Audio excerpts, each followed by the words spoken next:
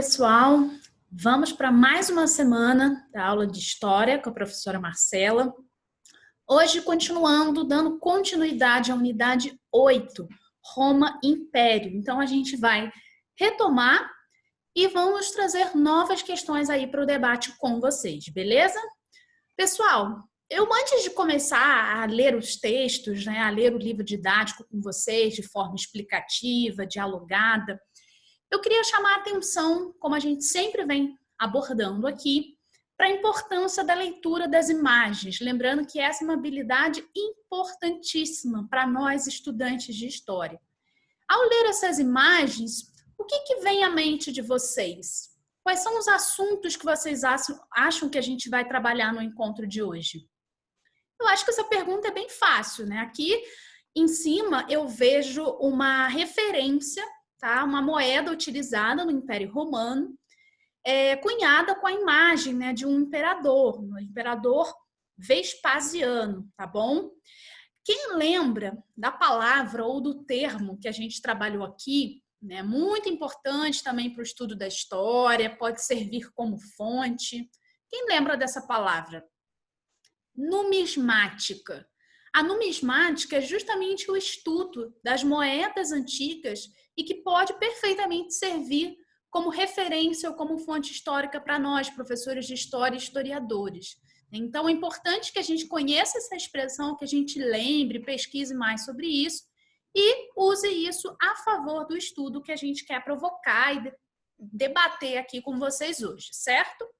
Bom, ok, identifiquei aqui que é uma moeda utilizada no Império Romano.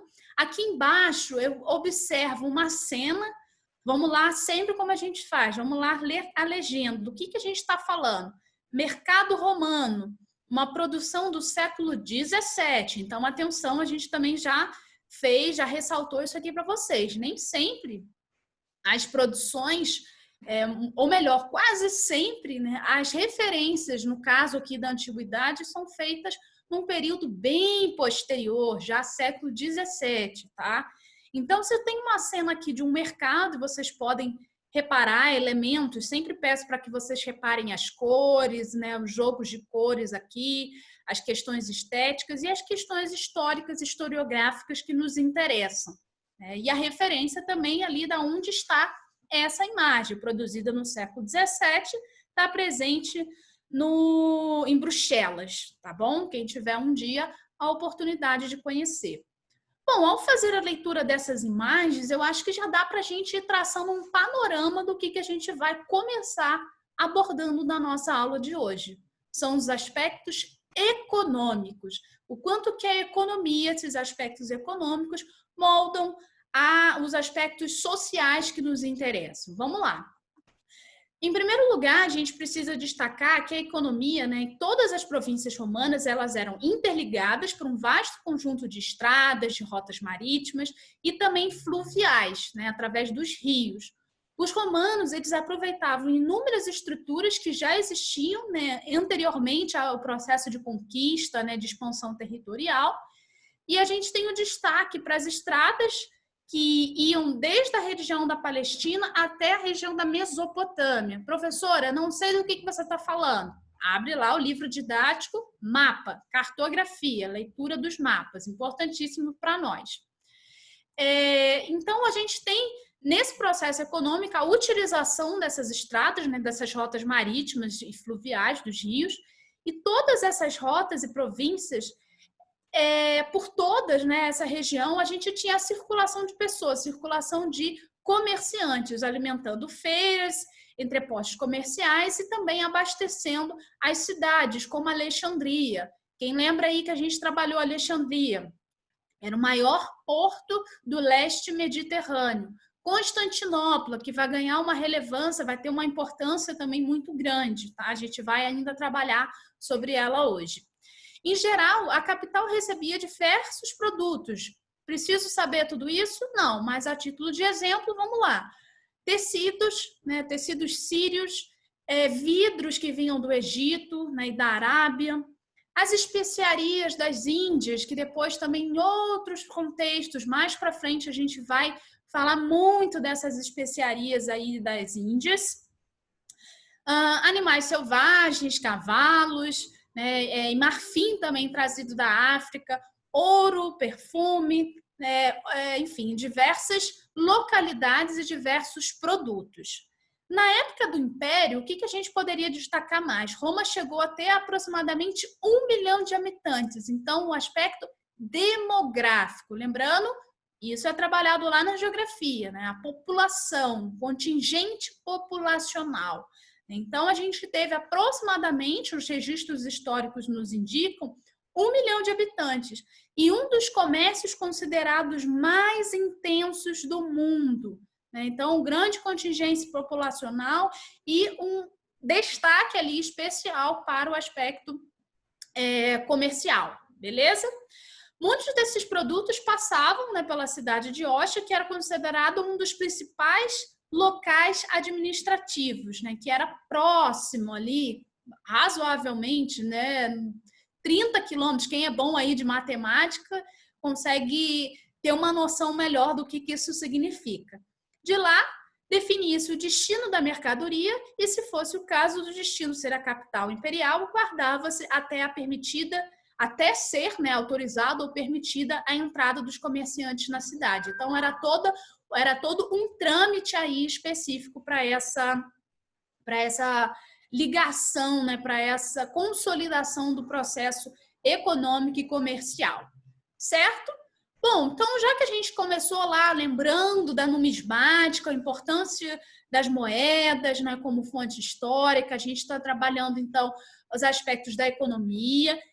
E aí eu trago sempre relacionando tudo isso aos aspectos sociais e culturais, eu trouxe outra imagem para análise de vocês.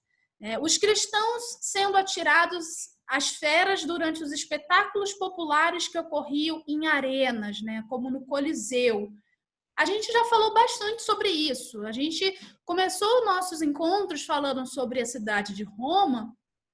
E eu lembro que eu perguntei a vocês quais são as primeiras imagens que vêm na mente. A gente pensa logo nos gladiadores, né, no Coliseu, reconhecendo inclusive a importância desse patrimônio, desse local, né, que é um local turístico, mas que tem uma memória histórica muito grande. Mas por que eu estou falando? Se vocês repararem aqui no slide, eu trouxe a imagem para análise de vocês, mas eu falo em desnaturalização do passado. Como assim? O que é essa imagem do Coliseu, os cristãos sendo atirados aqui às feras, né, aos leões bravos? Por que eu estou falando de desnaturalização do passado? Pessoal, atenção, isso é muito importante. Em vários dos nossos encontros, a gente também reconheceu e fomos capazes de perceber o quanto que a história, inclusive a história do próprio Brasil, que é o nosso país, ela é marcada por cenas de violência, guerras, conflitos. Eu lembro de já ter falado isso em várias aulas para vocês. Então, nesse momento, por meio dessa imagem, com esse conteúdo específico, aliás, não somente esse, né? Esse na aula de hoje, mas isso serve para a gente trabalhar várias temporalidades diferentes. É preciso que a gente olhe para essa cena e tente pensar o que isso representava no cotidiano. Fazia parte daquela cultura, fazia parte daquela sociedade, mas eu preciso desnaturalizar essa linguagem, né? A linguagem da violência, dos conflitos, pensar sempre, e o ensino da história nos convida a destacar esse sentido de humanidade, da formação de uma consciência histórica. O que seria a consciência histórica, gente? Seria a nossa capacidade de navegar no tempo, conectar passado, presente, futuro. Então, se eu olho para essa imagem da Roma Antiga, entendo que isso é uma prática, até mesmo uma prática cultural, né, dessa sociedade, isso fazia parte daquele cotidiano, mas eu preciso trazer para reflexão o que isso significava. A morte de muita gente. Inclusive, vou ainda falar na aula de hoje, já que a gente está falando aqui dos cristãos, eu já vou contextualizar isso melhor para vocês, historicamente, a importância da gente abordar o respeito e a valorização da diversidade religiosa, mas eu chego lá.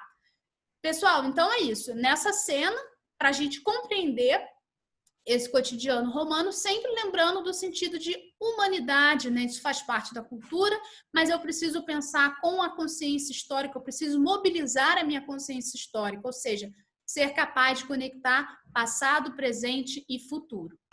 Bom, vocês devem estar se perguntando, mas, professora, você falou sobre os cristãos, né? O que é isso? Como é que isso entra, né? Que hoje a gente reconhece, né, como uma religião, várias religiões cristãs diferentes no nosso país, no nosso mundo, mas contextualizando para vocês, a gente começa a ter o período que a gente chama de desagregação e também o período de divisão do Império Romano. Vamos lá.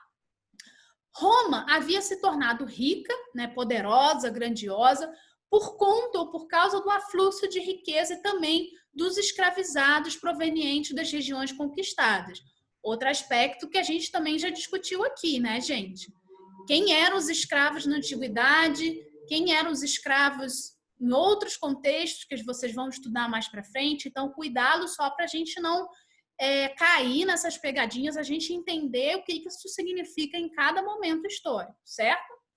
Entretanto, esse luxo, né, essa riqueza, essa ostentação toda, ela exigia grandes gastos na manutenção de funcionários e de exércitos nas províncias do Império. Custos, né? Se a gente pensar no nosso país hoje, o quanto também de gasto, de custo a gente tem para manutenção, né, de diversas frentes de atuação aí. Então, esses gastos eles provocaram a diminuição de novas conquistas. É um processo como se fosse um efeito colateral que a gente chama. Roma já não recebia mais a mesma quantidade de riquezas, nem o mesmo número de escravizados, que formavam majoritariamente a classe de trabalhadores. Em relação à agricultura, a produção agrícola, a gente tem a diminuição, né, a falta de alimentos para a população. Então, após um período de relativa paz, que a gente trabalhou nas aulas passadas, a Pax Romana, né, essa paz relativa, e também de momento de grande desenvolvimento do Império, a gente tem o começo de uma crise, né? A gente começa a ter o questionamento muito forte em relação a essas estruturas. Lembrando, mas o que causou essa crise? Todo esse processo, né, de diminuição da produção agrícola, né, a fome, isso acaba potencializando em muito esses processos de revolta e de questionamento. Então, além desses problemas financeiros, uma religião se expandia e abalava as estruturas do império, o cristianismo. Pelo nome, cristianismo vem de Cristo, a figura, a liderança de Jesus Cristo. Essa doutrina pregada por Jesus, que era um morador da Palestina, e posteriormente por seus seguidores, conquistou muitos adeptos entre as camadas sociais menos favorecidas. Jesus pregava a existência de um único Deus e que a salvação seria dada a todos os humildes. Pessoal, outro aspecto muito importante da nossa aula de hoje, né, ao trabalhar com essa abordagem religiosa, eu acabei de mostrar uma cena no slide anterior para vocês, no Coliseu, é a gente pensar a figura de Jesus como uma figura histórica, né, e por isso eu tenho que sempre recorrer à documentação. Claro que aqui na nossa aula, cada um de nós pode ter o nosso caminho religioso, tem gente que prefere não ter religião, tem gente que segue religiões de matriz africana, outros, né, tem outras abordagens, a gente vê muito a religião muçulmana, né, nos noticiários, e às vezes até associações equivocadas, ou seja, associações erradas, preconceituosas, certo? Então, é muito importante que a gente entenda esse processo aqui, né, quem foi Jesus enquanto figura histórica, independente das nossas crenças pessoais, ok? Nós estamos aqui numa aula de história, trabalhando com conhecimento histórico, independente das nossas crenças pessoais. Então, o que significa a pergunta que eu fiz aqui? É trabalhar com a documentação para entender quem foi essa figura de liderança, sempre nessa posição de respeito, beleza? Bom, esse contexto de crise, né, de questionamento social, de derrocada financeira, a gente tem, então, essa crise crescendo, essa crise econômica do Império em franco processo de crescimento, ao mesmo tempo que a circulação de mercadorias passa também a diminuir. Os preços dos produtos vão aumentando e a população, infelizmente, cada vez mais empobrecendo. Rebeliões eclodiam, previsível, não é? Rebeliões passam a eclodir em diversas províncias, motivadas principalmente pela fome e pelas medidas imperiais, como o aumento de impostos, certo? Eu acho que facilmente a gente consegue visualizar esse cenário. Nesse contexto, os políticos e os generais começaram a intensificar suas disputas pelo poder. O exército passou a usurpar, né, usurpar o trono do imperador, realizando a deposição de inúmeros governantes. A gente começou trabalhando os aspectos econômicos. Olha o reflexo disso na vida, no cotidiano, no dia a dia e automaticamente na política. Bom, do ano de 235 até 284, quando Diocleciano chegou ao poder, inúmeros imperadores foram assassinados e os generais militares iam se alternando no governo, tá? Então, crise econômica, crise política, crise social, o que isso vai gerando? Isso fez muitos governadores de província se distanciarem do poder da capital e passarem a impor as próprias leis nos territórios por eles comandados.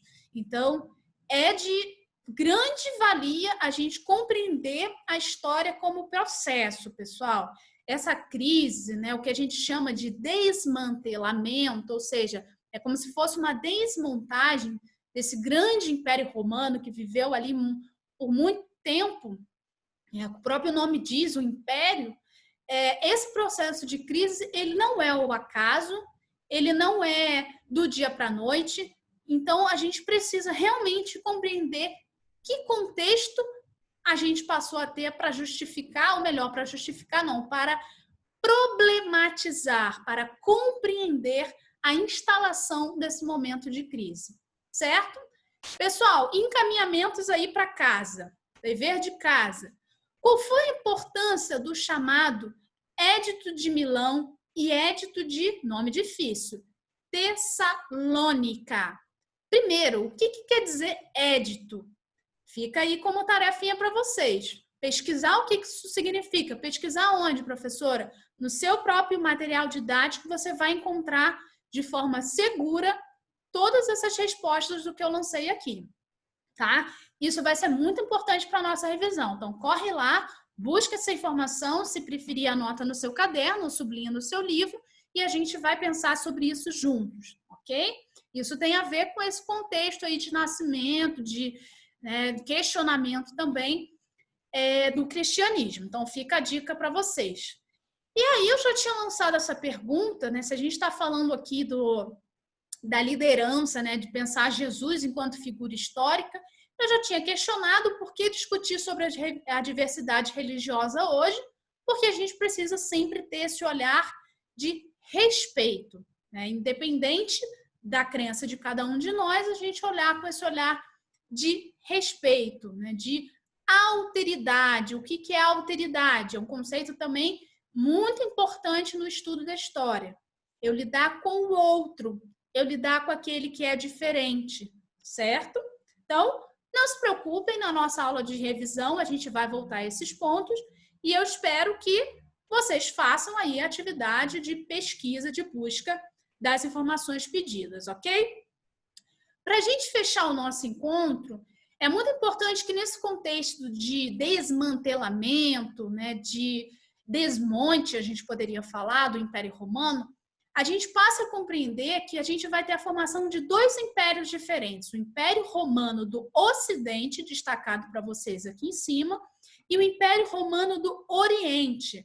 No caso do Império Romano do Oriente, a gente tem a capital, né, passa a ser Constantinopla. Lembram que eu falei que a gente ia voltar a ela?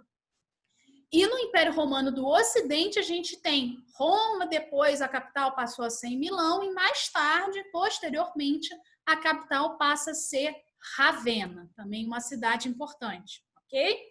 Pessoal, como tarefa, além de pesquisar sobre os referidos documentos que eu mencionei no slide anterior, a gente vai deixar como encaminhamento para a próxima semana estudar um pouco sobre os chamados povos bárbaros. Os povos bárbaros, eles são nomeados com aspas, e a gente vai ver que isso não é também por acaso, porque era como eram conhecidos os estrangeiros, aqueles que estavam fora, né, da órbita, fora da esfera ali do Império Romano. Mas eu queria muito que vocês fizessem essa atividade de pesquisar sobre esses povos. E qual seria o problema? Por que esse nome está entre aspas? Será que isso não é uma forma pejorativa e até mesmo pode acabar sendo preconceituosa de nomear esses povos que não eram os povos da cidade de Roma? Então, vou deixar essa provocação para vocês e fiquem tranquilos que nós vamos voltar a isso. Tá bom, pessoal? Era isso. Nos vemos na revisão. Até semana que vem.